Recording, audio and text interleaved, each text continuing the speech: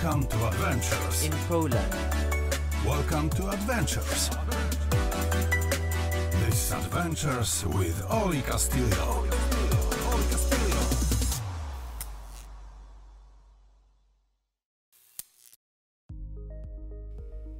Dzień dobry, Adventures with Oli is back to bring you another round of informative videos for our loyal viewers who continuously support our YouTube channel. But if you are new to our YouTube channel, remember to subscribe so you can stay updated with our happenings inside and outside of Poland. At kung may questions, suggestions, or comments, mag-comment ka lang sa ating comment section. And if you like my videos, bakit hindi mo i-like at i-share? With just one share, we can provide valuable information about Poland to many of our fellow Filipinos. Thank you for sticking around, and I can't wait to share more adventures. My name is Oli and you are watching Adventures with Oli. Sa video na ito, tatalakayin natin ng iba't ibang trabaho na maaaring pasukan ng mga Filipino dito sa Poland. Mula sa factory workers, nannies, preschool teachers or assistants, at marami pang iba ayon sa statistics. Perfect ito para sa mga kababayan nating Filipino workers at nagbabalak na magtrabaho sa Poland. Isa sa mga common na trabaho para sa mga Filipino sa Poland ay ang pagiging factory worker.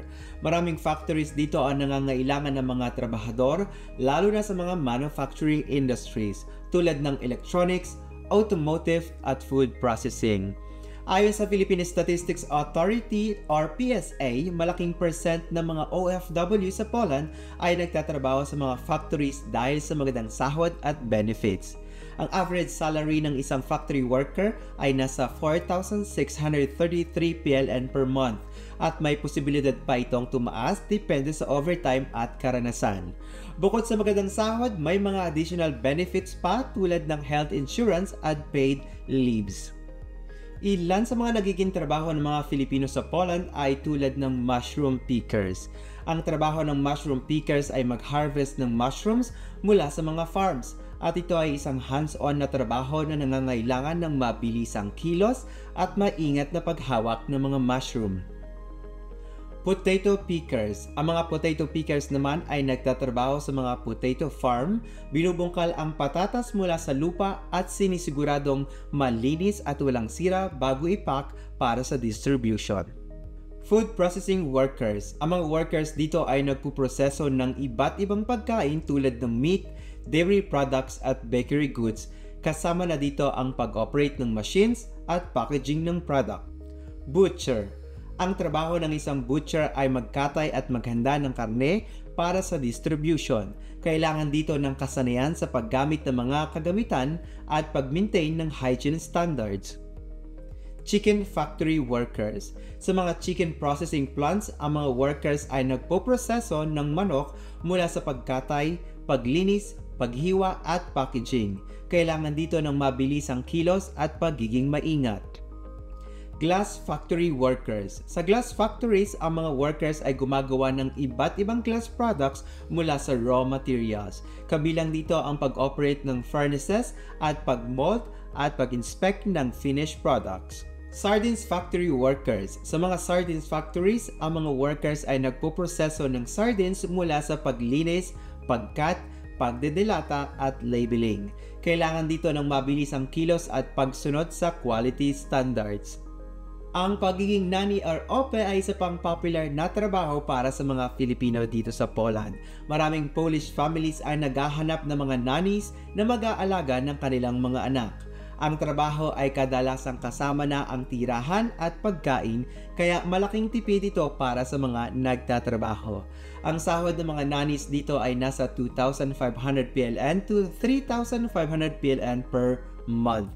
Depende sa mga responsibilities at working hours. Bukod dito, may mga pagkakataon pang makapag-aral ng Polish language ng libre dahil kasama ito sa programa ng OPE. Para naman sa may mga background sa education, ang pagiging preschool teacher or assistant ay magandang trabaho dito sa Poland. Maraming international schools at kindergartens ang naghahanap ng mga English-speaking teachers or assistants.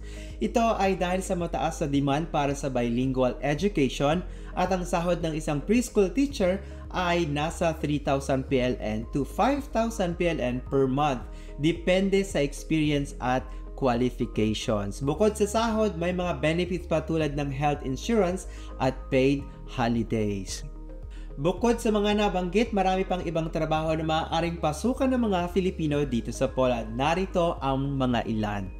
Hospitality industry, maraming hotels, restaurants at cafes ang naghahanap ng mga service staff tulad ng waiters, chef at housekeeping personnel.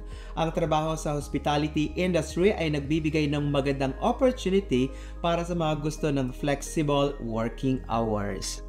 Construction workers, ang Poland ay may booming construction industry kaya malaking demand para sa mga skilled construction workers.